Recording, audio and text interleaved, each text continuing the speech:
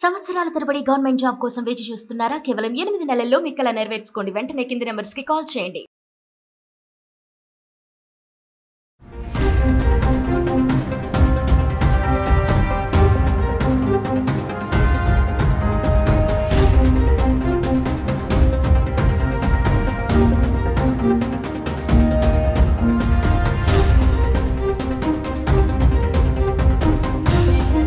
నమస్తే, welcome back to Suman TV. ప్రస్తుతం మనతో పాటున్నారు consumers affairs committee chairman Mandari Krishna Reddy garu. మరి భారత్ చేస్తున్న దాడులకి పాకిస్తాన్ భయపడుతుందా లేదా అంటే భయపడుతుందని అనుకోవాలండి. ఎందుకంటే పాకిస్తాన్ అనే ఇప్పుడు మ్యాప్ దగ్గర నేను ఉన్నాను, మ్యాప్లో చూసుకుంటే పాకిస్తాన్ ఉన్నటువంటి మొత్తం అన్నీ కూడా విడిపోతున్నాయి, ముక్కలైపోతుంది పాకిస్తాన్ మనం చేస్తున్న దాడికి భయపడి అని చెప్పేసి అని చెప్తున్నారు కదా. మరి ఒక్కసారి ఏంటి ఆ మ్యాప్లో ఏమేమి ఉన్నాయి, ఏమేమి విడిపోతున్నాయి, ఏవేవి సొంత దేశాలుగా మారుతున్నాయి అనేది ఒకసారి చూద్దాం సార్ మాటల్లో. నమస్తే సార్. నమస్తే సార్. ఇప్పుడు చూసుకుంటే మనం పాకిస్తాన్ మ్యాప్ నేను ఓపెన్ చేసి పెట్టాను. మామూలుగా భారత్ చేస్తున్న దాడులతో పాకిస్తాన్ ముక్కలు అయిపోతుందని చెప్పేసి మన వీడియోలో మాట్లాడుకున్నాం కదా. ఒక్కసారి ఎలా ఈ మ్యాప్లో మాకు ఎక్స్ప్లెయిన్ చేయండి ఏంటి అనేది. మోడీ గారు ఇచ్చిన అవకాశాన్ని పాకిస్తాన్ సద్వినియోగం చేసుకోకపోతే, ఇదే రకంగా మొండితనంతో ముందుకెడితే, ఇంకా ఈ వార్ను కంటిన్యూ చేస్తే మాత్రం పాకిస్తాన్ అనే పదం ప్రపంచ పటంలో లేకుండా పోతుంది. ఎలా పోతుంది అంటే, దీనిలో అన్నిటికన్నా ముఖ్యంగా మనం చూపించాల్సింది ఏంటంటే జమ్మూ అండ్ కాశ్మీర్. ఈ జమ్మూ అండ్ కాశ్మీర్లో ఇది ఆక్రమిత కాశ్మీర్.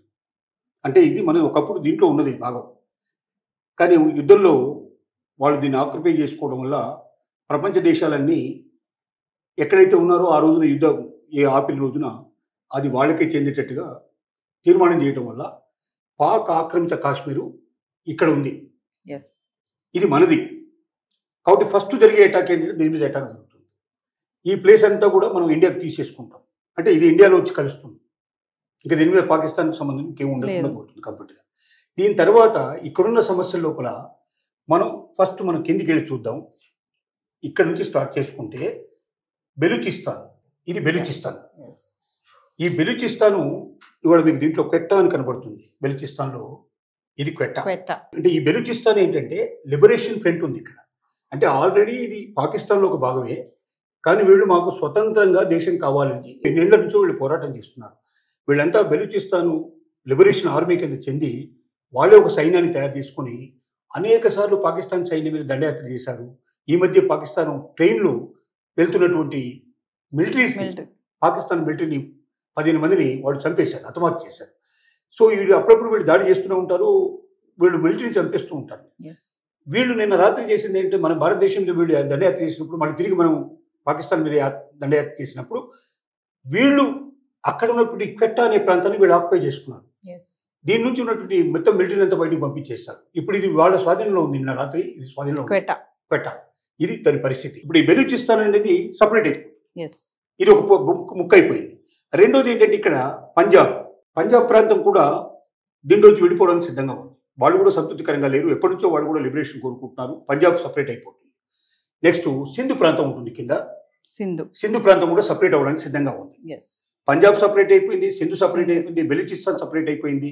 అలాగే ఇక్కడికి వచ్చేసరికి మనకు కాశ్మీర్ ఆక్రమిత ప్రాంతం మొత్తం తీసుకున్న తర్వాత మిగిలినంతా కూడా చాలా కొద్ది ప్రదేశం మిగిలే అవకాశం ఉంది. ఆ కొద్ది ప్రదేశం కూడా సపరేట్ అవ్వడానికి పాసిబిలిటీ ఉంటుంది. దాన్ని వేరే సపరేట్ ఇంకో కంట్రీ కింద ప్రకటించేసేసి భారతదేశానికి అనుకూలమైన వ్యక్తిని అక్కడ పెద్దగా నిలబెట్టడానికి, అంటే ప్రధానమంత్రులు లేదా ప్రెసిడెంట్లు చేసేసి ఆ రాష్ట్రం కూడా లేకుండా, మొత్తం ఆ ప్రదేశం కూడా లేకుండా పాకిస్తాన్ అనే పేరు ప్రపంచ పటంలోంచి నిష్క్రమించేటట్టుగా చేయడానికి భారతదేశం సిద్ధంగా ఉంది. ఇది చివరి రోజు.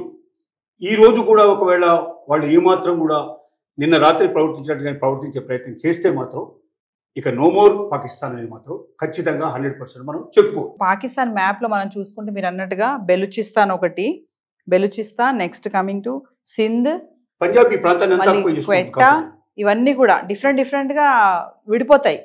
ఇది ఆక్రమిత కాశ్మీర్, ఈ ప్లేస్ అంతా దాంట్లోకి వెళ్ళిపోతుంది. ఇది కొద్ది ప్లేస్ మిగులుతుంది. ఆ ప్లేస్ లేకుండా ఏం చేస్తారంటే దాన్ని సపరేట్ దీంట్లో కలిపేస్తారు, లేకపోతే దాని ఒక చిన్న దేశం కింద చేసేసి దానికి ఇంకో పేరు పెడతారు తప్ప పాకిస్తాన్ అనే పేరు ఉంచరు. అందులోనే అన్ని ముక్కలు మొత్తం విడగొట్టేస్తారు దేనికి దానికి. కాబట్టి పాకిస్తాన్ అనే పేరు ఉండాలా ప్రపంచ పటంలో లేదా అనేది వాళ్ళే డిసైడ్ చేసుకోవాలి. ఇదే రకమైన మంకుతో వాళ్ళు వెళితే మాత్రం ఇంకొక వారం 15 రోజుల తర్వాత పాకిస్తాన్ మాయమైనా మనం ఆశ్చర్యపడాల్సిన అవసరం లేదు. అది పరిస్థితి, సిచ్యువేషన్ అట్లా ఉంది. ఇస్లామాబాద్లో పాకిస్తాన్ ప్రైమ్ మినిస్టర్ ఉన్నటువంటి పక్క ప్రాంతంలో ఉన్నటువంటి భవనాన్ని పడగొట్టేశారు. దాంతో పాకిస్తాన్ ప్రైమ్ మినిస్టర్ భయాందోళనకు చెంది వెంటనే మిలిటరీ వాళ్ళు అతను తీసుకెళ్ళిపోయి ఎక్కడో రహస్య ప్రదేశంలో దాచిపెట్టారు. అంటే ఒక ప్రధానమంత్రి కూడా రక్షణ కల్పించలేని పరిస్థితిలో ఉన్న సిచ్యువేషన్ అది. అంటే ధైర్యంగా నేను ప్రధానమంత్రి నేను ప్రజల దగ్గరికి వెళ్ళి వాళ్ళకి ధైర్యం చెప్పాల్సిన పరిస్థితిలో మన మోడీ గారేమో ఢిల్లీలో కూర్చొని త్రివిధ దళాలని మొత్తం కూడా కంప్లీట్గా మేనేజ్ చేసుకుంటూ ఎక్కడ ఏం జరుగుతుంది అని మొత్తం వివరాలు తెలుసుకుంటూ ఎప్పటికప్పుడు ఇన్స్ట్రక్షన్ ఇచ్చే స్థాయి లోపల రారాజుగా కూర్చున్నవాడు ఇక్కడ మన భారతదేశ ప్రధానమంత్రి. పాకిస్తాన్ ప్రధానమంత్రి భయపడి పారిపోయి ఎక్కడో రహస్య ప్రదేశంలో దాక్కున్న పరిస్థితి అది. అంటే పిరికి వాళ్ళు ఎలా యుద్ధం చేయగలుగుతారు?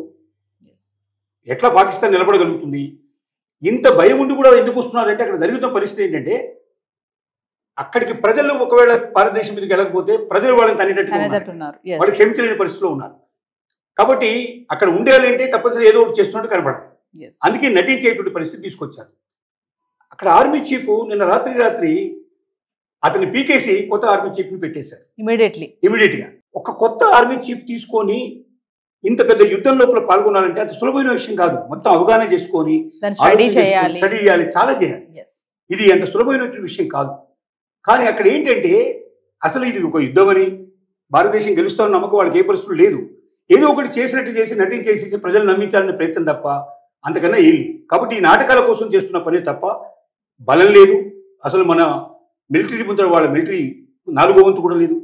మన యుద్ధ ట్యాంకుల ముందు వాళ్ళ యుద్ధ ట్యాంకులు దేనికి పనికిరావు. మన జలాంతర్ల ముందు వాళ్ళు ఏవి పనికిరావు. వాళ్ళ దగ్గర ఉన్నవన్నీ తుప్పు పట్టిపోయినవి. ఎప్పుడో 30 ఏళ్ల కింద 40 ఏళ్ల క్రితం సప్లై చేసినవి. వాటిలో 3 భాగాలు అసలు పనికొచ్చే పరిస్థితులు లేదు. దాన్ని ఆపరేట్ చేసేటువంటి సరైన ఆపరేటర్స్ లేరు, సరైన శిక్షణ లేదు. ఇలాంటి పరిస్థితుల్లో ఒక్క 4 రోజులు కాదు కదా 4 గంటలు కూడా నిలబడగలిగే సామర్థ్యం లేని పాకిస్తాన్ ఎట్టి పరిస్థితుల్లో భారతదేశాన్ని ఎదుర్కోలేదు. భవిష్యత్ అంతా శూన్యమైపోతుంది. తమ అస్తిత్వానికే భంగం తెచ్చుకున్నటువంటి పాకిస్తాన్ ఇప్పటికైనా బుద్ధి తెచ్చుకొని క్షమార్పణలు వేడుకొని ప్రపంచ దేశాల ముందర వచ్చి ఇంకా భవిష్యత్తులో నేను మిలిటెంట్స్ ఉండదు, ఈ దేశంలో ఎవరిని ఉండకుండా భారతదేశానికి పూర్తిగా ఆ సమస్య లేకుండా చేస్తానని చెప్పి వాళ్ళు రాజీకి వచ్చి అగ్రిమెంట్ చేసుకొని స్నేహస్తాన్ని చాచగలిగితే బతుకుతారు, లేకపోతే అస్తిత్వాన్ని కోల్పోతారు. Thank you sir.